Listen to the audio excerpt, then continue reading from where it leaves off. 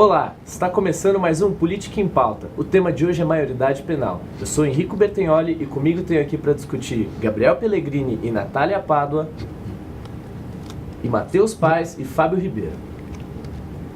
A questão da maioridade penal, a legislação atual diz que a maioridade penal no Brasil ocorre aos 18 anos, segundo o artigo da Constituição Federal, reforçado pelo Código Penal e pelo ECA, que é o Estatuto da Criança e do Adolescente. Já direciono para você, Matheus. Você acha que a redução deveria existir a redução da maioridade? Depende do crime. Dependendo bastante do crime, assim, eu acho que nem deveria existir uma questão como maioridade penal. Por exemplo, se você tem 16 anos e você assassina uma pessoa por causa de um celular, você vai me dizer que o cara não pode ser preso porque ele tem 16 anos. Não é assim. Crimes hediondos, eu sou a favor de que nem se exista a maioridade penal. Tem que ir pra cadeia de qualquer forma. Você é a favor, contra essa visão? Natália? Eu acho a visão do Matheus um pouco radical, porque eu não sou a mesma pessoa que eu era há 2 anos atrás, entendeu? Eu tenho 19 anos hoje e eu fiz muita coisa que eu me arrependo quando eu tinha 16 anos. E aí eu vejo assim que as coisas, a gente atinge uma maturidade com o que vai vivendo na vida. Com 16 anos você ainda tá, tipo, naquela fase assim, um psicólogo falaria melhor. Mas é o meu ponto de vista e eu acho que, sendo assim, é muito difícil nós pegarmos e falarmos, é certo, é errado, entendeu? Mas tem todo um contexto pra ver, tinha que analisar toda essa pessoa que fez esse crime. E eu sou contra também, porque eu acho que é superlotar as cadeias, já que o sistema carcerário no Brasil já está muito ruim, isso é só um adendo. E essa é a minha opinião, Henrico. Eu tenho concordâncias e discordâncias com os dois. Concordo com o Matheus quando ele fala sobre crimes hediondos, né? Acho que realmente deveria acontecer uma punição, mas essa punição, no sistema carcerário atual do Brasil, não daria certo, porque a função da prisão, da cadeia, não é você só deixar uma pessoa reclusa por determinado tempo. É você deixar ela na reclusão para poder reintegrar na sociedade com uma forma melhor. Só que acho que talvez pouquíssimos presídios no Brasil a gente vê essa reinserção. E não é como se o jovem também, se ele comete um crime, ele ficasse solto por aí. Não, ele tem a Fundação Casa, né, que é uma especialidade. Exatamente, uma tentativa de reintegrar o jovem na sociedade. Acho que, pelos parâmetros atuais dela, os moldes dela, ela não está funcionando como deveria, mas também não acho que a solução seja prender todo mundo. Alguns defensores dessa diminuição falam nisso que a Natália falou, de criar essa cultura de impunidade. Você acha que existe isso hoje, Fábio, nos jovens? Não, eu acho que não. Eu acho que o jovem hoje, se ele cometer um crime muito grave, como o Matheus disse, eu acho que ele merecia, assim, em tese, ser preso, só que com as condições que as nossas prisões têm hoje, o jovem vai lá para piorar. Eu não vejo uma situação de melhora, porque os presídios em situações precárias, o preso é tratado como um peso morto pelo governo, superlotadas, então eu não vejo uma previsão de melhora. E, na minha opinião, o jovem vai lá para piorar, não tem esperança de melhora para o jovem. Então, assim, pelo que eu tô vendo da opinião de vocês, talvez essa reforma da maioridade penal, ela não pode vir sozinha. Teria que ser feita junto com uma reforma penitenciária, por exemplo. Sem dúvida. Nosso sistema penitenciário, eu creio que seja um dos piores do mundo. De onde você vê que o chefe da prisão é o chefe da quadrilha e não o chefe de polícia, né? Então, acho que acompanhada, assim, dessa reforma, talvez, da maioridade penal, claro que tem que vir com outras reformas, como a reforma, né, do sistema penitenciário, o fim, por exemplo, do chamado Bolsa Presidiário, né? Existem certas reformas que precisam se fazer para que você possa dialogar com a sociedade sobre uma redução da maioridade penal. Eu vi uma coisa, falando nisso, que no Brasil gasta menos de R$5 com cada preso. Isso daí, tipo, é uma coisa que é muito pouco para você ver a condição de vida numa pessoa carcerária. E imagina os jovens nisso, entendeu? E além disso, eles também, entrando pra prisão ali, eles entram também naquela coisa de tráfico, não é? Daquelas quadrilhas que tem na prisão. Eu acho isso daí também mais uma coisa negativa. indo os jovens pra cadeia, se fosse tipo 16 anos a pena de maioridade penal. Existem algumas experiências internacionais, como por exemplo a Alemanha, que a maioridade penal teve esse debate lá, a maioridade chegou a ser reduzida para 16 anos, só que com o tempo eles viram que a medida não era tão funcional assim quanto eles esperavam, exatamente porque o jovem ia para cadeia, para prisão, e não conseguia ter o seu retorno para a sociedade, né? Então voltou a ser a 18 anos a maioridade penal hoje da Alemanha. E acho que tem uma questão também que vale ser discutida, se reduzindo a maioridade penal, o jovem ele vai responder às leis, mas ele também não deveria ganhar seus direitos antecipadamente, por exemplo, o direito a dirigir ou o direito a consumir bebidas alcoólicas, entendeu?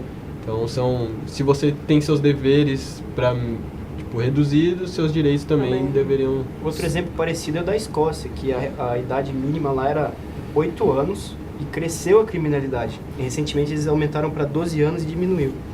Então mostra que nem sempre a redução da maioridade é associada a uma diminuição do número de crimes. Entendo. E vocês acham que, por exemplo, essa redução, além dela ser paliativa, também pode vir a piorar, porque também sem educação não existe nada, não existe milagre que possa ser feito. Então, que Pellegrini, o que você acha dessa dobradinha, né? Educação, mas como o jovem se sente no...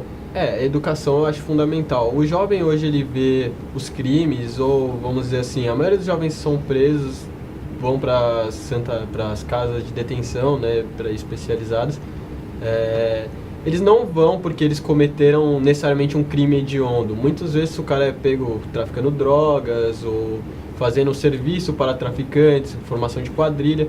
E isso mostra que o jovem hoje ele acredita que um caminho mais fácil, né, um jovem mais, vamos dizer assim, de uma classe que não tem muita expectativa de melhora no futuro, ele vai atrás do tráfico porque vê onde ele pode ganhar um dinheiro fácil, pode ver que o traficante, o principal traficante é o dono do morro, tem tudo o que ele quer, e o jovem se espelha nesse cara. Acho que além da educação faltam mais exemplos também que possam dar certo e oportunidades. Trazendo até um pouco pro lado do que o Pellegrini teve, a gente, como eu falei um pouco mais atrás, a reforma da maioridade penal vem com outras reformas. Reforma educacional está 100% incluída. Você não pode viver num país onde você tem uma desigualdade de oportunidade entre os cidadãos. Então, se o jovem da periferia tivesse a mesma oportunidade que, por exemplo, um jovem aqui de Higienópolis, por exemplo, com certeza esses índices talvez decaíssem. Da mesma forma, você tem o próprio tratamento da mídia. Quando você pega um jovem de Higienópolis, é jovem estudante, foi pego com drogas. Mas quando você pega o jovem da periferia, é traficante menor de idade de drogas. É verdade. E daí eu pergunto a você, Natália, por isso também a importância, porque a gente às vezes ouve os políticos falarem em debate, em proposta de governo, lazer, e daí a gente pensa, a gente quer comida na mesa, a gente quer dinheiro, a gente não quer lazer. Mas aí a gente vê a importância do lazer, certo? Certo. Eu acho que assim, o lazer também é junto com o esporte que vocês falam. Vocês já viram um tanto de criança, tipo, de periferia que vai atrás, tem aqueles programas que é esporte, que é muito jogador famoso até faz, não é? Uhum. Que eles pegam pra tirar a criança da rua, do tráfico, dessas coisas, pra ocupar o tempo delas, entendeu? Já que a educação numa favela, vamos supor, não é muito boa, eles tentam preencher, tipo, esse tempo que elas têm livre. E é isso daí. Até porque muitas vezes dentro das periferias ou nas periferias da cidade, o que é público acaba não chegando. Então, você vê poucas escolas nessas áreas. E o que é errado, porque é justamente nessas áreas que você deveria ter um incentivo maior à educação. Por exemplo, talvez uma criação de uma escola técnica que já desse base para o estudante sair dali e conseguir arrumar um trabalho com uma mínima qualidade. O que muito ocorre e dá pra ver no mapa da cidade, às vezes, como você disse, essa universalização do acesso às áreas de lazer. Por exemplo, se mora num bairro afastado, você quer ir no Parque do Ibirapuera, você não chega. Não. Porque nem o transporte facilita isso. Acho que o que você acha disso, Fábio? Eu concordo. Como a Natália disse, esses programas de lazer, não adianta nada você reformar as escolas se você não ter algo que aprofunde a relação do estudante com ela. né? O estudante, com o tempo livre que ele tem, não adianta nada ele ir para a escola e o entorno dele ser violento, ter tráfico de drogas, etc. Então, eu acho que é muito importante você ter outros programas que possibilitem o estudante se aprofundar em outras áreas.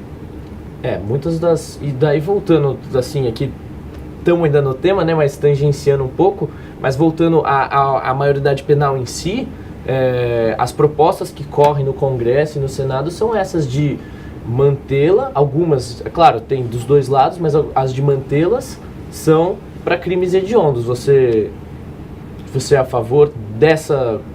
Qual a sua opinião sobre isso, né? Do crimes hediondos. Você eu concordo. Acho que o jovem, ele já tem certa visão do que é certo e errado, certo? Agora, crime hediondo é uma coisa muito mais pesada. Eu acho que, claro que o jovem não pode ir para prisão ser tratado como um preso normal. Eu acho que tem que ter um tratamento especial. Mas crime hediondo eu acho que é uma categoria diferente dos outros crimes, né? Que o jovem já tem certa consciência que não pode matar, que não pode... Enfim... Vocês compartilham da... Sim, acho que são leis básicas que desde que quando você nasce, você meio que é ensinado as leis pelos seus pais. Apesar de que tem lugares em que a realidade social das pessoas não permitem com que elas vivam dentro das leis que a gente acha que vive no Brasil. Entende o que eu quero dizer? Por exemplo, você vive num bairro violento que às vezes, cara, o cara tem que matar para sobreviver até amanhã, entendeu? Sim. Então são realidades que acho que até a gente desconhece e é até difícil de falar sobre. Sim, isso sem dúvida. Bom, agradeço a presença de todos aqui, a gente vai finalizar. Obrigado, Natália. Obrigado, Gabriel Pellegrini. Obrigado, Fábio. Obrigado, Matheus. Mais uma vez, eu sou Henrico. Esse foi o Política em Pauta. Muito obrigado e até a próxima.